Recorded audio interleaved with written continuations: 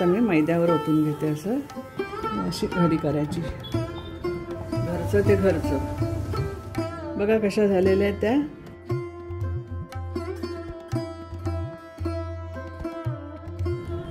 नमस्कार, वाव न्यानीमध्ये तुमचं स्वागत आहे। तर आज तुम्हाला मी दाखवणार आहे शंकरपाळ्या। आणि हो, जर कोणी आपलं चुकून माकून राहिलं असेल सबस्क्राईब करायला तर त्याही लवकरात लवकर सबस्क्राईब करा आणि बेल आयकॉनवर प्रेस करा, म्हणजे माझे नवीन नोटिफिकेशन तुम्हाला येत जातील। तर चला आता आपण सुरू करूया। तर चला आपण शंकरपाळ्याची रेसिपी सुरू करूया। त्यासाठी लागणार हे साहित्य आहे मैदा। आपला ह्याच वाटीने 4 वाटी मैदा झालेला आहे। हे चिमूटभर मीठ घेतलेलं आहे, ते मैद्यात टाकते। मी 1 वाटी साखर घेतले। ही वेलची पावडर टाकते आणि जायफळ पावडर आहे साखरेमध्ये टाकते पाक करायला। पाक नाही करायचा, पाणी आणि साखर एकत्र करून घ्यायचं। तर ह्याच्यात मी अर्धा वाटी पाणी टाकते आणि आपली साखर विरघळून घेते। त्याच्यामध्ये वेलचीचा वास सुटलेला आहे आपल्या पाकामध्ये, म्हणजे त्या पाण्यामध्ये वेलची पावडर आपण टाकलेली आली। आता साखर विरघळत मग गार करून घेते। ह्याच्यामध्ये अर्धा वाटी तूप काढते आणि गरम करते। तूप आपलं चांगलं कडकडीत गरम झालं हे बघा। आणि हे आता मी मैद्यावर ओतून घेते असं, आणि पूर्ण मैद्याला चोळून घेते। आता पूर्ण मैद्याला मी चोळून घेते। हे मैद्याला मी पूर्ण आता तूप चोळून घेतलेलं आहे। 4 वाट्या मैदा म्हणजे आपला हा अर्धा किलो मैदा झालेला आहे, 500 ग्रॅम। हे बघा मस्त आपलं हे झालेलं आहे, तूप लागलेलं आहे। आता पाणी ते मी गरम करून परत गार करते। कोमट झालं का मग आपण ह्याच्यामध्ये टाकून मळून घ्यायचं। आता आपलं हे पाणी बघा गार झालेलं आहे, कोमट असं आपण बोट घालून बघू शकतो। आता थोडं थोडं या मैद्यावर पाणी टाकून घेऊया आणि मळून घेऊया।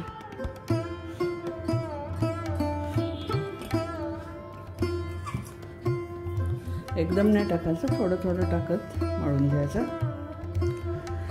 आणि तुपाच्या ऐवजी तुम्ही तेलाचं पण मोहन घालू शकता, तुमच्यावर असं आहे ते।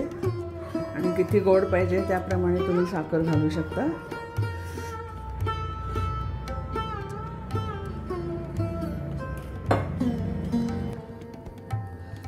हे बघा, हे पाणी सगळं आता मी घेते।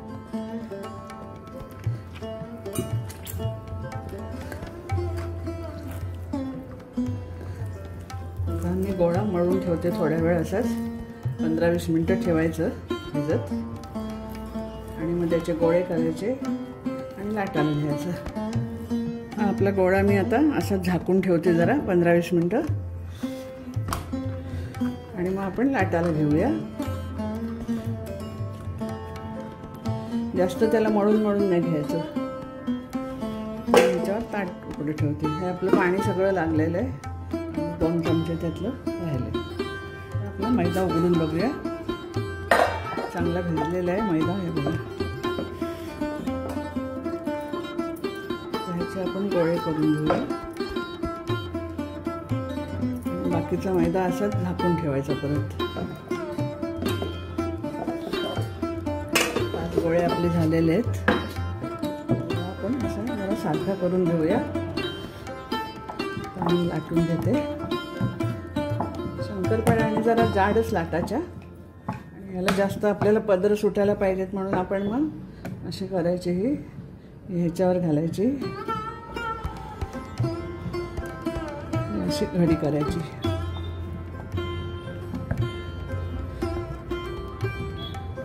आणि लाटायचं परत।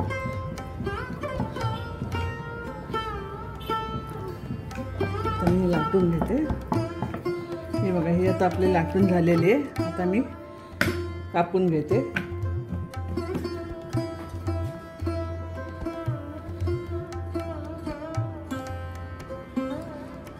आपल्याला जेवढ्या बारीक लहान मोठ्या कशा पाहिजेत ते, तुम्हाला पाहिजे तर चौकोन करून सुद्धा तुम्ही घेऊ शकता, चारी बाजूने कापून।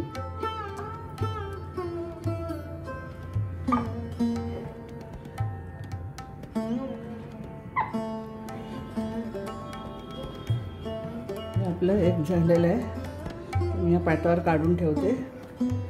1-2 लाटून घेते। आता मी इथे पॅनमध्ये तेल तापत ठेवलेलं आहे, आपण तळायला घेऊया। तेल तापलं का आता आपलं हे तेल तापलेलं आहे, ह्याच्यात मी टाकून घेते थोड्याशा शंकरपाळ्या. चमच्याने त्या जरा करायच्या. मला तुम्ही अजून कोणी सबस्क्राईब केलं नसेल तर लवकरात लवकर सबस्क्राईब करा आणि बेल आयकॉनवर प्रेस करा, म्हणजे माझे नवीन नोटिफिकेशन तुम्हाला येत जातील आणि नवीन नवीन व्हिडिओ तुम्हाला बघायला मिळतील. अशा सारख्या फिरवत राहायच्या म्हणजे सगळ्या बाजूने सारख्या होतात. सगळेजण मला बोलतात तुम्ही विकत का आणत नाही, पण आम्हाला विकतचं काही आवडत नाही. घरचं ते घरचं आणि आमच्या मुलींना नातवांना सगळ्यांना माझ्या हातचंच आवडते घरचं. कधीच मी आज परत विकत नाही आणत, ती काही असो. घरी थोडंफार करून खाणार, पण खाणार. तर चला, आपल्या ह्या शंकरपाळ्या मस्तपैकी झालेल्या आहेत. बघा कशा झालेल्या आहेत त्या. आणि माझा हा तुम्हाला शंकरपाळ्याचा व्हिडिओ आवडला असेल तर लाईक करा, शेअर करा आणि सबस्क्राईब करा. तो परत धन्यवाद.